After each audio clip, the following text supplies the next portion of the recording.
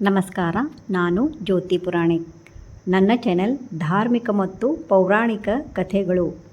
ನಾನು ನಿಮಗೆ ಇವತ್ತು ತುಳಜಾ ಭವಾನಿಯ ಮಹಿಮೆ ಬಗ್ಗೆ ಹೇಳುತ್ತೇನೆ ಹಾಗೂ ವಿಶೇಷವಾಗಿ ತುಳಜಾಪುರದಲ್ಲಿ ಗೋಂಧಳ ಕಥೆ ಬಗ್ಗೆ ಹೇಳುತ್ತೇನೆ.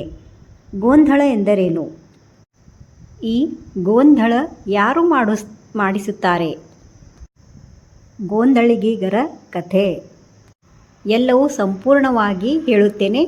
ವಿಡಿಯೋ ಕೊನೆಯ ತನಕ ನೋಡಿದರೆ ನಿಮಗೆ ಗೋಂಧಳ ಬಗ್ಗೆ ಮಾಹಿತಿ ಸಿಗುತ್ತದೆ. ಮೊದಲು ತುಳಜಾ ಭವಾನಿ ದೇವಿಯ ಮಹಿಮೆ ಬಗ್ಗೆ ತಿಳಿದುಕೊಳ್ಳೋಣ. ಮಹಾರಾಷ್ಟ್ರದ ತುಳಜಾಪುರದಲ್ಲಿರುವ ಪ್ರಸಿದ್ಧ ದೇವಿಯೇ ತುಳಜಾ ಭವಾನಿ. ಆಯಿ ತುಳಜಾ ಭವಾನಿ ಎಂದು ಕೂಡ ಹೇಳುತ್ತಾರೆ. ದೇವಿ ತುಳಜಾ ಭವಾನಿ ಶಕ್ತಿ, ಧೈರ್ಯ ಮತ್ತು ರಕ್ಷಣೆಯ ಪ್ರತೀಕ. ಭಕ್ತರು ಅವಳನ್ನು ಆಯಿ ಎಂದು ಕರೆಯುತ್ತಾರೆ, ಎಂದರೆ ಅಮ್ಮ ಎಂದು ಭಾವಿಸುತ್ತಾರೆ. ತಮ್ಮ ಕಷ್ಟಗಳನ್ನು ಹೇಳಿಕೊಂಡು ಆಶೀರ್ವಾದ ಪಡೆಯುತ್ತಾರೆ. ದೇವಿ ದುಷ್ಟಶಕ್ತಿಗಳನ್ನು ನಾಶ ಮಾಡುವ ದೇವಿ. ಪುರಾಣಗಳಲ್ಲಿ ಅವಳು ಅಸುರರನ್ನು ಸಂಹರಿಸಿ ಧರ್ಮವನ್ನು ಉಳಿಸಿದ ಕಥೆಗಳು ಬರುತ್ತದೆ. ಇತಿಹಾಸದಲ್ಲೂ ತುಳಜಾ ಭವಾನಿಗೆ ವಿಶೇಷ ಸ್ಥಾನವಿದೆ. ಮಹಾರಾಷ್ಟ್ರದ ರಾಜ ಛತ್ರಪತಿ ಶಿವಾಜಿ ಮಹಾರಾಜ ಅವರು ತಮ್ಮ ಕುಟುಂಬದ ಕುಲದೇವಿಯಾಗಿ ತುಳಜಾ ಭವಾನಿಯನ್ನು ಪೂಜಿಸುತ್ತಿದ್ದರು. ಅವರ ವಿಜಯಗಳಿಗೆ ದೇವಿಯ ಆಶೀರ್ವಾದ ಕಾರಣವೆಂದು ಭಕ್ತರು ನಂಬುತ್ತಾರೆ. ವಿಶೇಷವಾಗಿ ನವರಾತ್ರಿ ಸಮಯದಲ್ಲಿ ಅವಳ ಪೂಜೆ ಬಹಳ ಮಹತ್ವದ್ದು. ಈ ಸಮಯದಲ್ಲಿ ಭಕ್ತರು ಉಪವಾಸ ಮಾಡಿ ದೇವಿಗೆ ವಿಶೇಷ ಪೂಜೆ, ಅಲಂಕಾರ ಮಾಡಿ ಆರತಿ ಮಾಡಿ ಪೂಜಿಸುತ್ತಾರೆ. ದೇವಿ ತುಳಜಾ ಭವಾನಿಯ ರೂಪ. ಅವಳು ಕೈಯಲ್ಲಿ ತ್ರಿಶೂಲ, ಖಡ್ಗ, ಚಕ್ರ ಹಿಡಿದು ಧರ್ಮರಕ್ಷಣೆ ತನ್ನ ಕರ್ತವ್ಯ ಎಂದು ತೋರಿಸಿದ್ದಾಳೆ. ಅಸುರರನ್ನು ಸಂಹರಿಸಿ ಭಕ್ತರನ್ನು ರಕ್ಷಿಸಿದಳು. ಈಗ ಗೋಂಧಳ ಅದರ ಬಗ್ಗೆ ತಿಳಿದುಕೊಳ್ಳೋಣ. ದೇವಿಯ ವಿಜಯದ ನಂತರ ದೇವತೆಗಳು ಮತ್ತು ಭಕ್ತರು ತುಂಬ ಸಂತೋಷಪಟ್ಟರು. ಅವರು ಹಾಡು, ನೃತ್ಯ ಮತ್ತು ವಾದ್ಯಗಳ ಮೂಲಕ ದೇವಿಯ ಜಯವನ್ನು ಆಚರಿಸಿದರು. ಹಾಗೆ ಭಕ್ತರು ಅಂಬೆ ಅಂಬೆ ಎಂದು ಕೂಗಿದರು. ಈ ರೀತಿಯ ಭಕ್ತಿಯ ಉತ್ಸವವೇ ಗೋಂಧಳ ಎಂದು ಪ್ರಸಿದ್ಧವಾಯಿತು. ಮನೆಯಲ್ಲಿ ಗೋಂಧಳ ಮಾಡಿಸುವುದು. ಯಾರಾದರೂ ತನ್ನ ಮನಸ್ಸಿನ ಇಚ್ಛೆ ಪೂರ್ಣವಾದಾಗ ಅವರು ದೇವಿಗೆ ಗೋಂಧಳ ಸಮರ್ಪಿಸುತ್ತಾರೆ. ಈ ಗೋಂಧಳ ಮಾಡಿಸುವವರು ಗೋಂಧಳಿಗರ ಎಂದೇ ಒಬ್ಬರು ಇರುತ್ತಾರೆ. ಗೋಂಧಳ ಮಾಡುವವರು ಗೋಂಧಳಿಗರು ಎಂದು ಕರೆಯಲ್ಪಡುತ್ತಾರೆ. ಇವರು ದೇವಿಯ ನಿಷ್ಠಾವಂತ ಸೇವಕರು. ಈ ಗೋಂಧಳ ಮಾಡುವ ಪದ್ಧತಿ ಕೆಲವರ ಮನೆಯಲ್ಲಿ ಇರುತ್ತದೆ. ಅದು ಯಾವಾಗ ಮಾಡಿಸುತ್ತಾರೆ ಎಂದರೆ, ಕೆಲವರ ಮನೆಯಲ್ಲಿ ಮದುವೆ ಆದ ನಂತರ ಗೋಂಧಳ ಹಾಕಿಸುತ್ತಾರೆ. ಇನ್ನು ಕೆಲವರು ಯಾರ ಮನೆಯಲ್ಲಿ ತುಳಜಾ ಭವಾನಿ ದೇವಿ ಇರುತ್ತಾಳೆ ಅವರು ಕೂಡ ಗೋಂಧಳ ಹಾಕಿಸುತ್ತಾರೆ. ಕೆಲವರು ಗೋಂಧಳ ಹಾಕಿಸುವುದು ಬೇಡಿಕೊಳ್ಳುತ್ತಾರೆ. ತನ್ನ ಇಚ್ಛೆ ಪೂರ್ಣವಾದ ನಂತರ ಗೋಂಧಳ ಮಾಡುತ್ತಾರೆ. ಗೋಂಧಳ ಕಥೆಗಳು.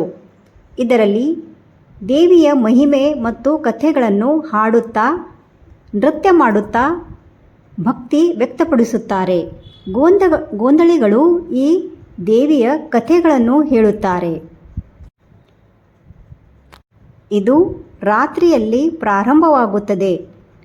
ಸುಮಾರು 10 ಗಂಟೆ 11 ಗಂಟೆಯಿಂದ ಪ್ರಾರಂಭವಾಗಿ ಮುಂಜಾನೆ 5 ಗಂಟೆಯವರೆಗೆ ಜಾಗರಣ ಇರುತ್ತದೆ. ಗೋಂಧಳಿಗಿಯರು ತನ್ನ ಕಥೆಗಳನ್ನು ಹೇಳುತ್ತಾ ರಾತ್ರಿಯೆಲ್ಲ ಜಾಗರಣೆ ಮಾಡುತ್ತಾರೆ ಮತ್ತು ಮನೆಯಲ್ಲಿ ಇದ್ದವರು ಕೂಡ ಈ ಕಥೆಗಳನ್ನು ಕೇಳುತ್ತಾರೆ. ಆ ದಿನ ಮನೆಯಲ್ಲಿ ಜಾಗರಣ ಇರುತ್ತದೆ.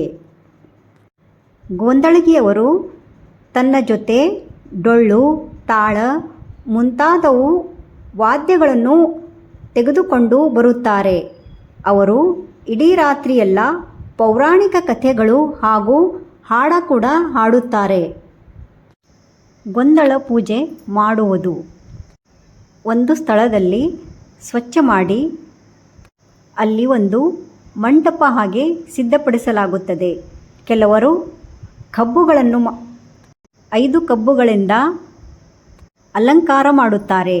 ಮಧ್ಯದಲ್ಲಿ ಒಂದು ಚೌಕಿ ಮಣೆ ಇಡುತ್ತಾರೆ. ಅದರ ಮೇಲೆ ಒಂದು ಕಲಶ, ತುಂಬಿದ ಕಲಶ ಇಡುತ್ತಾರೆ. ಪೂಜೆಯ ಮುಖ್ಯ ಭಾಗ ಕಲಶ ಸ್ಥಾಪನೆ.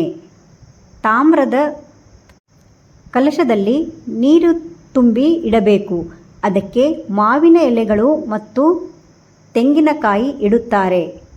ಕುಂಕುಮ ಹಳದಿಯಿಂದ ಅಲಂಕಾರ ಮಾಡಲಾಗುತ್ತದೆ. ಈ ಗೊಂದಳ ಅಲಂಕಾರವು ಬೇರೆ ಬೇರೆ ಪ್ರಕಾರ ಮಾಡಲಾಗುತ್ತದೆ. ಅವರವರ ಮನೆಯ ಪದ್ಧತಿ ಪ್ರಕಾರ ಈ ಗೊಂದಳ ಅಲಂಕಾರ ಮಾಡುತ್ತಾರೆ. ಕೆಲವರು ದೇವಿಯ ಫೋಟೋ ಇಡುತ್ತಾರೆ. ಕೆಲವರು ಕಲಶ ಮತ್ತು ದೇವಿಯ ಫೋಟೋ ಇಟ್ಟು ಪೂಜಿಸುತ್ತಾರೆ. ಈ ಪೂಜಾದಲ್ಲಿ ಮನೆಯಲ್ಲಿದ್ದ ಹಿರಿಯರು ಕೂತಿಕೊಳ್ಳುತ್ತಾರೆ. ಇಲ್ಲದೇ ಇದ್ದಾಗ ಯಾರ ಮದುವೆ ಆಗುತ್ತದೆ ಅವರಿಗೆ ಕೂಡ ಪೂಜೆಯಲ್ಲಿ ಕೂಡಿಸಲಾಗುತ್ತದೆ. ದೇವಿಯ ಮುಂದೆ ದೊಡ್ಡ ದೊಡ್ಡ ಸಮಯಗಳನ್ನು ಇಡಲಾಗುತ್ತದೆ. ದೀಪ ಹಚ್ಚಿ ಅದು ಇಡೀ ರಾತ್ರಿ ಹಾಗೇ ಇರುತ್ತದೆ, ಮುಂಜಾನೆಯವರೆಗೆ.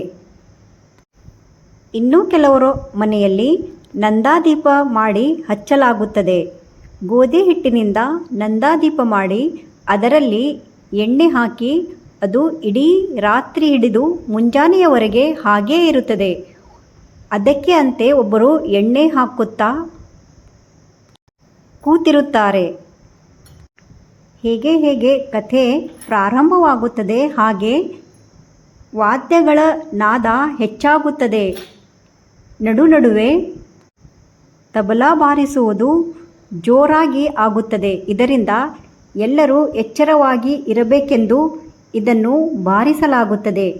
ಕೆಲವೊಂದು ಸಲ ಗೊಂದಳ ಕೇಳುವಾಗ ಕೆಲವೊಬ್ಬರಿಗೆ ನಿದ್ದೆ ಬರುತ್ತದೆ. ಅದಕ್ಕೆ ಗೊಂದಳಗಿಗರು ಜೋರಾಗಿ ಬಾರಿಸುತ್ತಾರೆ, ಅವರು ಎದ್ದೇಳಬೇಕೆಂದು. ನಾನು ಬಹಳಷ್ಟು ಸಲ ಗೊಂದಳ ಹಾಕುವುದು ನೋಡಿದ್ದೇನೆ. ದೇವಿಗೆ ಆರತಿ ಮಾಡಲಾಗುತ್ತದೆ. ನೈವೇದ್ಯ ಕೂಡ ಅರ್ಪಿಸುತ್ತಾರೆ. ಕುಂಕುಮ ಹಳದಿ ವಿಶೇಷವಾಗಿ ಪೂಜೆಯಲ್ಲಿ ಇಡಲಾಗುತ್ತದೆ. ಆದರೆ ಹಳದಿ ಅಂದರೆ ಅರಿಶಿಣ ವಿಶೇಷವಾಗಿ ಇಡಲಾಗುತ್ತದೆ. ದೇವಿಗೆ ಅದನ್ನು ಹಾರಿಸಲಾಗುತ್ತದೆ ಮತ್ತು ಹಣೆಗೆ ಕೂಡ ಕೆಲವರು ಹಚ್ಚಿಕೊಳ್ಳುತ್ತಾರೆ ಭಂಡಾರೆಂದು. ಕೆಲವೊಮ್ಮೆ ಭಕ್ತರಿಗೆ ಕಥೆಯನ್ನು ಕೇಳುವಾಗ ದೇವಿಯ ಅನುಭವ ಆಗುತ್ತದೆ ಎಂದು ನಂಬುತ್ತಾರೆ. ಅಂದರೆ ದೇವಿ ಅವರ ಮೈಯಲ್ಲಿ ಬಂದ ಹಾಗೆ ಅನುಭವ ಆಗುತ್ತದೆ ಎಂದು ಹೇಳಲಾಗುತ್ತದೆ. ಶಿವಾಜಿ ಮಹಾರಾಜ್ ಯುದ್ಧಕ್ಕೆ ಹೋಗುವ ಮೊದಲು ದೇವಿಗೆ ಪ್ರಾರ್ಥನೆ ಮಾಡುತ್ತಿದ್ದರು ಮತ್ತು ಗೊಂದಳ ಮಾಡಿಸುತ್ತಿದ್ದರು ಎಂದು ಹೇಳಲಾಗಿದೆ. ಇಂದಿಗೂ ಕೂಡ ತುಳಜಾಪುರದಲ್ಲಿ ಗೊಂದಳ ದಿನಾಲೂ ಹಾಕಲಾಗುತ್ತದೆ. ಕೆಲವರು ಅಲ್ಲೇ ಹೋಗಿ ಗೊಂದಳ ಮಾಡಿಸುತ್ತಾರೆ. ಈ ಗೊಂದಳಿಗೆ ಅವರ ವೇಷ ಸ್ವಲ್ಪ ಬೇರೆಯಾಗಿರುತ್ತದೆ. ಅಲ್ಲಿ ತುಳಜಾಪುರದಲ್ಲಿ ಅವರು ಈ ಗೊಂದಳ ಪೂಜೆ ಮಾಡಿಸುತ್ತಾರೆ. ಭಕ್ತರು ಹೋಗಿ ಗೊಂದಳ ಹಾಕಿಸುತ್ತಾರೆ. ತನ್ನ ಇಚ್ಛೆ ಪೂರ್ಣವಾದಾಗ ಅವರು ದೇವಿಗೆ ಗೊಂದಳ ಸಮರ್ಪಿಸುತ್ತಾರೆ. ಇನ್ನೊಂದು ಸಲ ಸಂಕ್ಷಿಪ್ತವಾಗಿ ಗೊಂದಳ ಎಂದರೆ ದೇವಿಯ ಹಾಡುಗಳು, ಕೀರ್ತನೆಗಳು ಮತ್ತು ದೇವಿಗೆ ಪ್ರಾರ್ಥನೆ ಮಾಡುವುದು, ಹಾಡುವುದು, ಭಜನೆ ಮಾಡುವುದು. ಇದಕ್ಕೆ ಜಾಗರಣೆ ಎಂದು ಕೂಡ ಹೇಳಬಹುದು. ಕೆಲವರು ಇದಕ್ಕೆ ಜಾಗರಣೆ ಮಾಡುವುದು ಎಂದು ಕೂಡ ಹೇಳುತ್ತಾರೆ. ಏಕೆಂದರೆ ಇದು ರಾತ್ರಿಯಿಂದ ಮುಂಜಾನೆಯವರೆಗೆ ಗೊಂದಳ ಮಾಡಲಾಗುತ್ತದೆ. ಮತ್ತು ಕೊನೆಯಲ್ಲಿ ಕಥೆಗಳನ್ನು ಮುಗಿದ ನಂತರ ವಿಶೇಷ ಆರತಿ ಮಾಡಲಾಗುತ್ತದೆ. ಗೊಂದಳಿಗೆಯರು ಮುಂದೆ ಹೋಗುತ್ತಾರೆ. ಮನೆಯ ಸದಸ್ಯರು ಅವರ ಹಿಂದೆ ಹೋಗಿ ಹೊರಗೆ ಹೋಗಿ ಒಂದು ಪೂಜೆ ಮಾಡುತ್ತಾರೆ. ಆವಾಗಲೇ ಗೋಂದಳ ಮುಗಿದ ಹಾಗೆ. ಬಂದ ಗೊಂದಳಿಗೆಯ ಅವರಿಗೆ ಸಂತೋಷದಿಂದ ಬಟ್ಟೆ ಮತ್ತು ಅವರಿಗೆ ಅಂದರೆ ದುಡ್ಡು, ಧಾನ್ಯಗಳನ್ನು ಕೊಡಲಾಗುತ್ತದೆ. ಹಿಂದೆಯೆಲ್ಲ ಗೊಂದಳಿಗೆಯವರು ಗೊಂದಳ ಹೇಳುವುದಕ್ಕೆ ಕುದುರೆ ಮೇಲೆ ಬರುತ್ತಿದ್ದರು. ಆದರೆ ಈಗ ಅವರು ಬಸ್ ಆಗಲಿ ಅಥವಾ ಟ್ರೈನ್ನಿಂದ ಬರುತ್ತಾರೆ. ಆದುದರಿಂದ ಅವರಿಗೆ ಹೋಗುವ ಬರುವ ಖರ್ಚುಗಳನ್ನು ಕೂಡ ಕೊಡಲಾಗುತ್ತದೆ. ಇದು ತುಳಜಾಪುರನಲ್ಲಿ ಪ್ರಸಿದ್ಧವಾದ ತುಳಜಾಭವಾನಿ ದೇವಿಯ ಆರಾಧನೆ. ಇದಕ್ಕೆ ಗೊಂದಳ ಎಂದು ಹೇಳುತ್ತಾರೆ. ಧನ್ಯವಾದ. ನಿಮಗೆ ನನ್ನ ವಿಡಿಯೋ ಇಷ್ಟವಾದಲ್ಲಿ ಲೈಕ್, ಶೇರ್, ಸಬ್ಸ್ಕ್ರೈಬ್ ಮಾಡಿ.